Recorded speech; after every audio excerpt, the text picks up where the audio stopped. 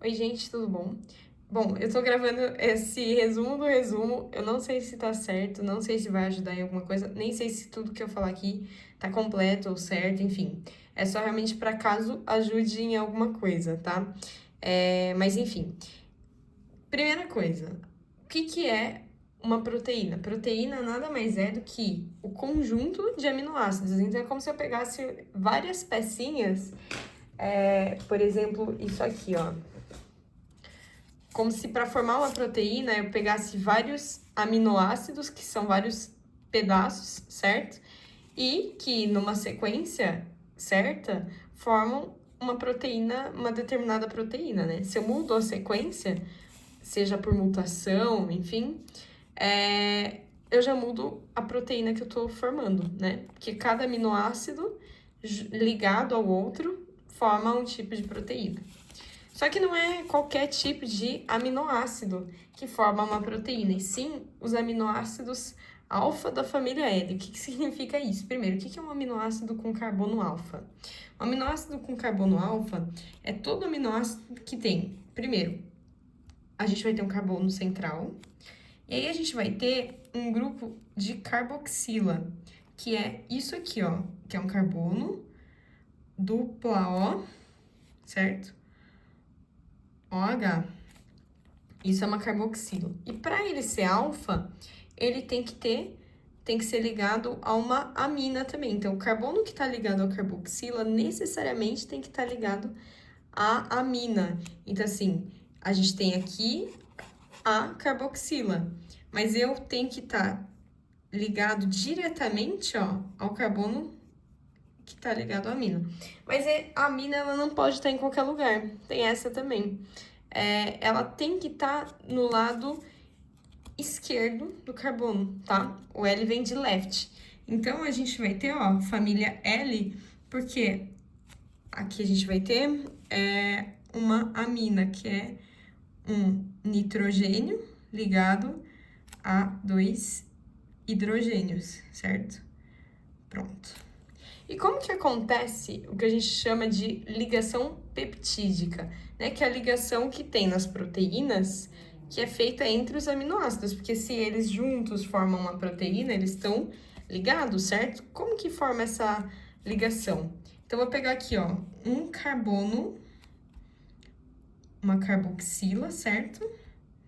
Dupla O, OH, N, HH, amina, certo? Um radical aqui e um hidrogênio. O radical, ele determina qual que é o aminoácido, tá? Então, depois a gente vai ver mais detalhado isso. E aí, ele vai ligar a um outro aminoácido, que eu vou colocar aqui, ó, carbono. Aí, ó, aqui, amina, N, H, H, e aqui a carboxila, né? O hidrogênio radical. Vai acontecer uma ligação entre a carboxila de um com a amina do outro aminoácido. É assim que acontece a ligação entre os aminoácidos que vão formar uma proteína, ligação peptídica. Isso aqui sai uma água, certo? É essa a ligação que vai ocorrer, tá? E aí, a gente vai ter, formando as proteínas, 20 aminoácidos, que combinados, cada um de uma forma, né? Cada proteína com uma combinação diferente, vai formar todas as proteínas que a gente vai ter. Esses 20 aminoácidos, a gente tem uma diferença de idade, né? Na infância, quando a gente é criança, 10 a gente chama de não essenciais e 10 essenciais. O que é isso? Um aminoácido não essencial, certo? É aquele aminoácido que a gente já produz. Essencial é o aminoácido que a gente precisa ter na dieta. Então, assim, ó. Por exemplo, a lisina é um aminoácido essencial, ou seja, a gente tem que ter alguns alimentos que têm lisina, que, por exemplo, é o caso do feijão, para a gente conseguir repor esse aminoácido que vai formar determinadas proteínas. Então, quando a gente é adulto, a gente tem 8 aminoácidos que a gente tem que consumir, certo? Para em algum alimento que tenha ele, né? Para a gente conseguir ter essa reposição. E 12 não essenciais, ou seja, o nosso corpo, ele produz. Na infância, o que são esses 8 essenciais? Que aqui são 10, né? Por que a gente tem que consumir 2 a mais? Porque a gente usa muito mais para a nossa construção corporal, né? Então, o nosso corpo, ele não, a quantidade que ele produz não é suficiente, tá? Então, por isso que ele se torna essencial, ao invés de não essencial. É isso. E aí, o que é bom também saber? A lisina a gente encontra no feijão, a metionina no arroz. Então, o feijão, a gente consumindo feijão e arroz, a gente vai ter uma refeição completa desses aminoácidos, porque o feijão, ele além de ter a lisina, ele é pobre em metionina. Então, se eu comer só feijão, não comer arroz, eu não vou estar consumindo um tipo de aminoácido essencial que eu tenho que ter na minha dieta. E o contrário, por exemplo, eu odeio feijão, eu só vou comer arroz, eu só tô consumindo metionina, mas e a lisina? O arroz, ele é pobre em lisina, então eles são complementares, tá? Então, é isso. Aí, a gente vai ter aqui a ideia de que as proteínas, elas vão ter um caráter anfótero, então elas podem tanto ter perda de H+, quanto ganho de H+, né? Então, caráter básico, por exemplo, ó, a carboxila, caráter ácido, perdão. A carboxila, que está presente no aminoácido, ela perde um H+ para água. E aí forma H3O+, né? Que é fui conferir aqui, é o hidrônio mesmo. Então, quando o aminoácido, ele vai ter, né, apresentar um caráter ácido, dependendo do meio que ele tá, ele perde um H+ da carboxila, e aí forma o hidrônio aqui, certo? Que a gente sabe que vai ter um caráter ácido, porque na verdade é como se fosse H2O mais H+, mas na verdade é o H3O+, caráter ácido. E o caráter básico, que é a amina, certo? Que é o NH2, ela consegue receber um H+ da água. Então, fica NH3+, e OH-, que confere esse caráter básico desse aminoácido. Aí, aqui a ligação peptídica, que eu já falei. E aí, agora, chegando mesmo na parte de proteína. Por quê? Quando alguns aminoácidos estão ligados, a gente fala oligopeptídeo. Por isso que oligarquia, né? Poucas terras, né?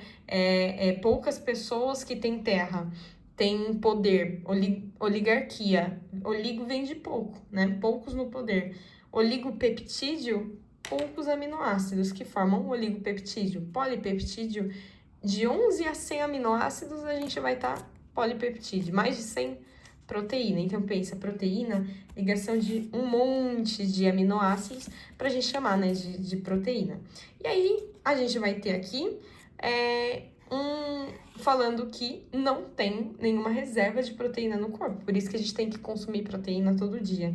A gente não tem, no caso, que nem reserva de glicogênio, né, armazena glicose. Não tem isso, né? A gente, das proteínas, então, o consumo é diário.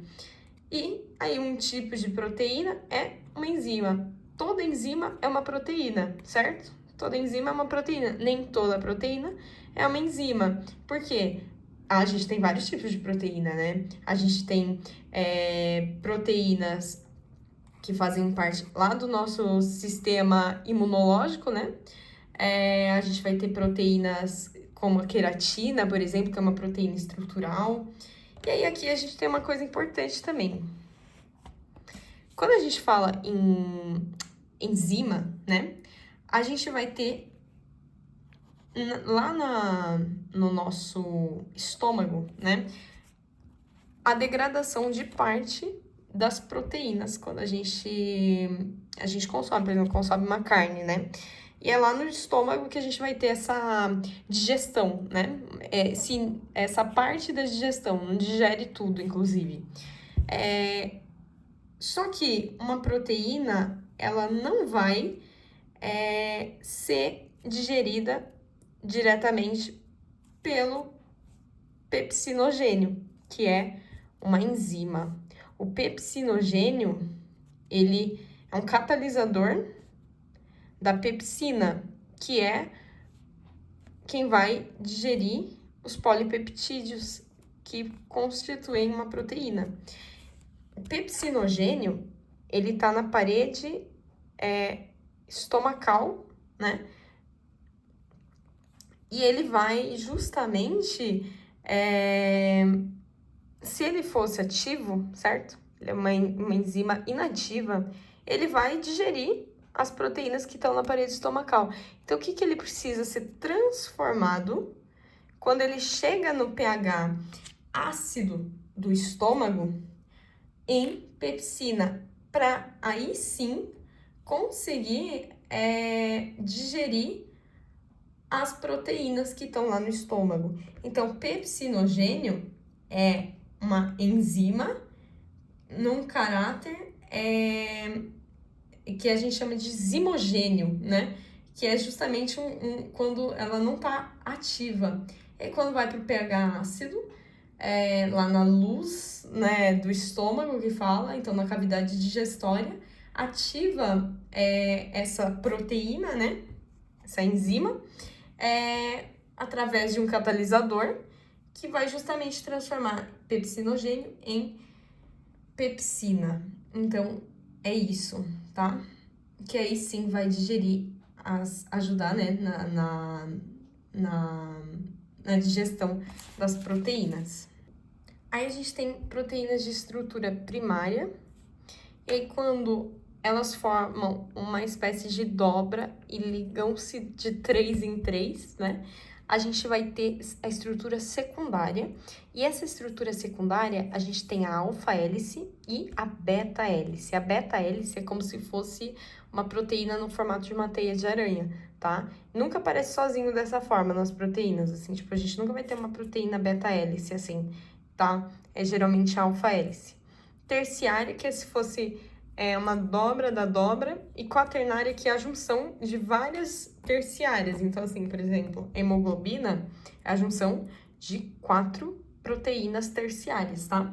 Aí, a gente vai ter alguns tipos de ligação aqui que a gente fala, tipos de classificação, na verdade, de proteínas. A gente vai ter as proteínas simples, que são formadas só por aminoácidos, e as proteínas compostas ou conjugadas, que são aminoácidos mais os grupos alostéricos. O que é alostérico? Aquilo que não é aminoácido, tá? Então, por exemplo, a hemoglobina, ela tem um grupo alostérico, né? Que vai formar o que a gente chama de hemoglobina, exatamente isso. Então, essa é a parte de proteína, certo? E mais a parte não proteica.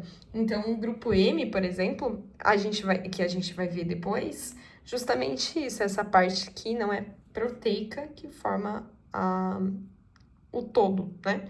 Então, proteína conjugada. E, por exemplo, a gente vai ter as glicoproteínas, que são proteínas que têm grupos de glicídios, né, na sua estrutura, que justamente formam aquilo que a gente chama de todo, tá? Então, glicoproteínas, exemplo. Então, os exemplos de glicoproteína, hemoglobina, os anticorpos também, tá? Que são glicoproteínas. A gente vai ter as glicoproteínas de colágeno, certo? O colágeno é uma glicoproteína, a gente vai ter as glicoproteínas presentes na membrana plasmática, enfim, são vários tipos de glicoproteína. E é bom também a gente ressaltar que a gente vai ter proteínas que são globulares, exemplo, as hemoglobinas, os anticorpos, tá?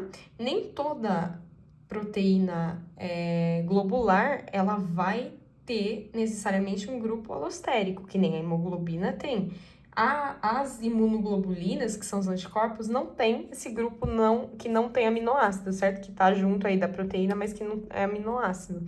Então, nem sempre uma glicoproteína, nem sempre uma proteína globular, né, que em formato mesmo de glóbulo, né, vai ter um grupo alostérico. Exemplo, os anticorpos, eles não têm, eles só têm a parte do aminoácido, tá? E a gente também tem as fibrosas, exemplo, colágeno, as proteínas musculares, tá? Elas não são globulares, elas são formato de fibra. Então, também é importante ressaltar essa diferença funcional e também na forma, né? E aqui as enzimas, né? As enzimas, elas vão aumentar a rapidez das reações. As enzimas, elas nunca vão ser consumidas numa reação, tá? E elas se ligam, né, ao substrato, aumentando a rapidez. Então, quando elas têm afinidade, elas têm sempre uma afinidade que vai ser específica por aquela reação, tá? Então, assim, tipo, não existe essa coisa de chave e fechadura. Na verdade, existe essa coisa de afinidade por aquela reação específica, tá? E vão regular a velocidade metabólica, porque a gente coloca as enzimas que vão auxiliar no processo ali, aumentar a eficiência daquela reação. Então, por exemplo, eu tenho 2 substratos que teriam que se ligar tão distantes, eu coloco essa enzima aqui, ela atrai e aumenta a eficiência do processo que eu gostaria que acontecesse, né? E aí, uma estrutura holoenzima é tudo que envolve a enzima, né? O todo. Só que a enzima, ela tem a parte proteica, que é a apoenzima, e ela pode ou não ter um cofator, que é um metal, tá? Então, ele vai poder estar doando elétrons e participando da reação, aumentando aí a eficiência da reação. E uma coenzima. Coenzimas, elas são grupos prostéticos também, né? Que são, não fazem parte, não são aminoácidos, não tem, né, a porção não são a proteína. E vem de vitaminas hidrossolúveis. Por que hidrossolúveis? Porque a vitamina, ela dissolve na água e ela libera o que vai ser, o que vai formar a coenzima, que são as partes que formam o que a gente chama que podem formar, na verdade, o que a gente chama de enzima. Nem toda enzima tem coenzima ou cofator, só algumas. Aí a gente vai ter o sítio ativo, que ele é específico e hidrofóbico. Então, aqui é o lugar reacional. É aqui que o substrato vai se ligar diretamente na enzima, tá? Sítio ativo. Mas a gente também vai ter o sítio alostérico. Ele é regulador. Pode ou não pode ter, né? Então, assim, nem toda enzima tem sítio alostérico. Esse sítio regulador, ele não é específico, tá? Então, assim, a gente pode ter algumas estruturas se ligando a ele, sejam algumas estruturas para aumentar a eficiência ou para diminuir a eficiência, tá? Que vão aumentar aqui, ó, ou diminuir a afinidade do sítio ativo pelo substrato. Então, por exemplo, eu posso ter uma substância que se liga ao sítio alostérico e faz com que o sítio ativo, por exemplo, ele fique com um formato que não se liga tão certo ao substrato. Ou não, o contrário, se liga ao sítio alostérico e se adequa melhor àquilo que vai se ligar ao substrato, depende muito, tá? Então, feedback positivo ou negativo. E aí, regulação covalente, que é quando os hormônios, eles vão se ligar aí. O hormônio nunca se liga ao sítio alostérico, ele sempre se liga ao sítio ativo. Por que isso? Porque o sítio ativo, Porque o hormônio, ele não tá ligado na parte estrutural, né? Ele não vai mudar a estrutura, porque o sítio alostérico, ele muda a estrutura física mesmo, de encaixe da substância e do substrato, né? Com a enzima. O hormônio, ele já não. Ele tá muito mais associado à mudança de alguns receptores que estão nessa enzima, da afinidade, é algo muito mais geral e também de afinidade, então não tem a ver com formato. Então, regulação covalente que é feita por hormônio sempre é feita no sítio ativo, né? Sempre vai ser feita ali. E aí a gente pode ter adição ou retirada de fosfato, né? Então, por exemplo, a insulina, que é um hormônio, ela ativa a enzima fosfatase. O que é essa enzima fosfatase? Ela tira o fósforo de outra enzima. Então, assim, é um hormônio que ativa uma enzima que tira fósforo de outra enzima. Então, é um hormônio que regula uma enzima que regula outra enzima. Quando ela tira o fósforo de outra enzima, a fosfatase, ela vai ativar o anabolismo. Então, assim, ó, insulina. Eu me alimentei muito de pão hoje. O que vai acontecer? Ela vai ativar o anabolismo. Porque eu tô com muito carboidrato no meu corpo. Eu preciso construir coisas, aproveitar esse carboidrato que eu tenho para construir coisas. Anabolismo. E inativa o catabolismo, porque uma enzima tem feedback, essa enzima vai ter feedback positivo, essa negativo. O glucagon, ele ativa, não vai mais ser a fosfatase, vai ser a quirase, que vai adicionar fósforo. E aí, ao contrário, ativa o catabolismo. Eu tô com pouco carboidrato no meu corpo, é bom que eu faça reações de quebra, certo? Para armazenamento, né, de energia e não de anabolismo. Eu não posso, por exemplo, tá ativando por exemplo, uma proteína X que vai, sei lá, aumentar a minha atividade metabólica, entendeu? Tipo, não pode acontecer isso, porque justamente eu tenho que ativar o catabolismo e não o anabolismo. Eu não tenho energia suficiente para isso nesse momento. E aí, eu acho que é isso a parte que cai na prova, tá? O resto não cai.